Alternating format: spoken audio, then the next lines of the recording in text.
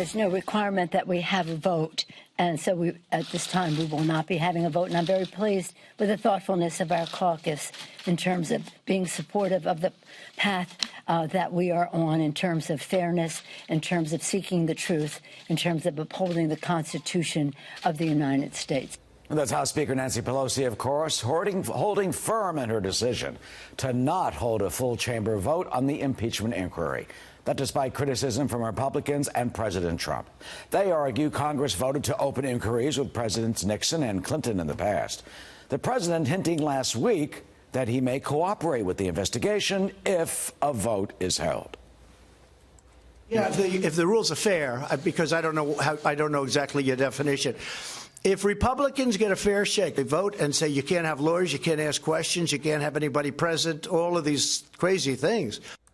What's going to happen? John Kott joins us. He's the founder of Majority Makers and former senior advisor to Democratic West Virginia Senator Joe Manchin. John, welcome. Do you think that the Democrats will eventually hold that vote that the Republicans are demanding?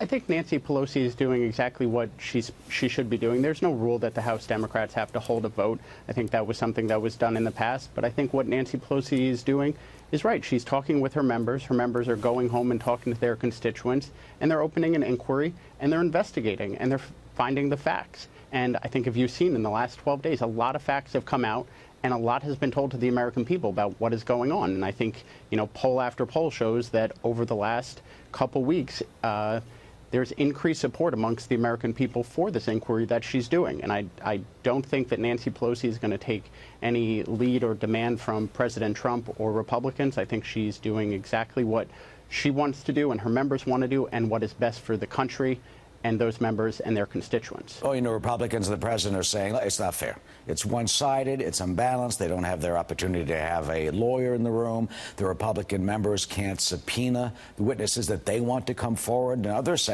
are saying that, well, this is not the time for that. You get that opportunity in the Senate because it's the Senate that holds the trial, and that's basically a trial. What about that argument? That is a good argument. That is how the Constitution has set up this process. And I think Nancy Pelosi will go along with this. And if she needs to do more investigating and she thinks there are more witnesses that need to come forward, she will continue to investigate.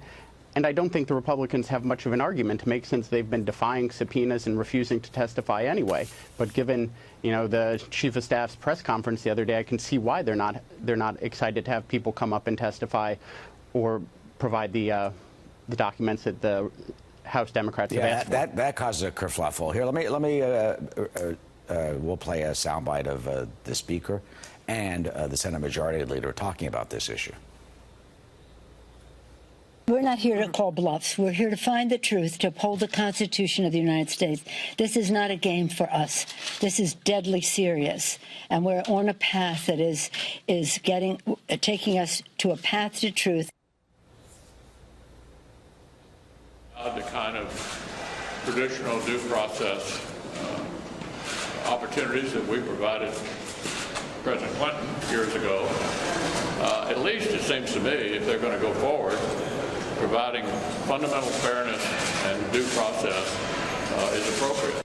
Well, there are reports that the Majority Leader told his caucus and had a PowerPoint presentation in which he says that he expects an impeachment procedure in the Senate to basically go for about 2 months, 6 days a week. Do you expect that is exactly what we're going to be seeing in a short period?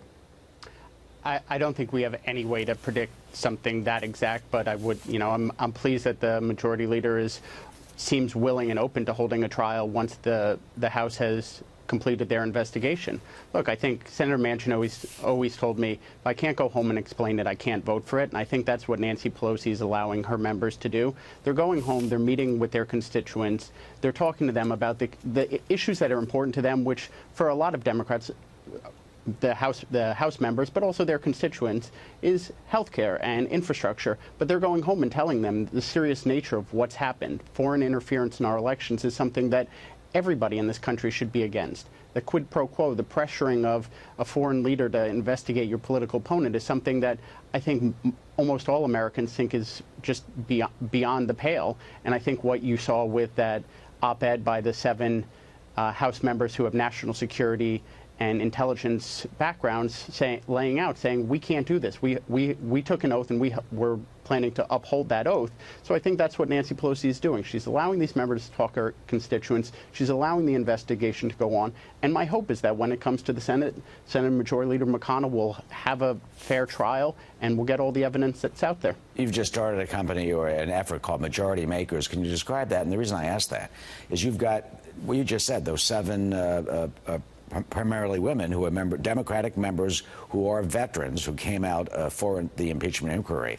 What type of shift have you seen, especially when dealing with the moderate members, not like Alexandria Ocasio-Cortez, who today endorsed Bernie Sanders, but many of the moderate members who are going slowly in terms of getting them and pushing them over toward perhaps supporting this inquiry?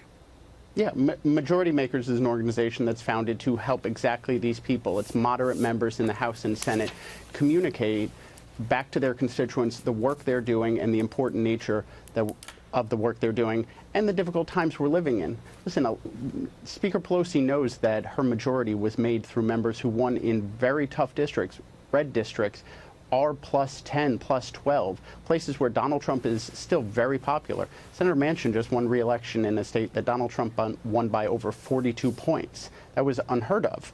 But he was able to go home, talk to his constituents, tell them what he was doing for them in Washington, telling them why the work he was doing was important, but also why the work at the national level, why the investigation into the Russian interference in our elections was important. Not as important as making sure he had opioid treatment and health care funding. Sorry, we're up against the clock. I'm sorry, that's the problem a lot of times when we do the interviews, Jonathan. But we appreciate you being here. You know, you got the clock here on cable TV news. They can talk forever. They can filibuster if they want, right? In the Senate floor. Just keep on going, but unfortunately here in TV land, they do that a lot in the Senate. Thank you. That's for sure. Jonathan Knott of Majority Makers, thank you for your insight.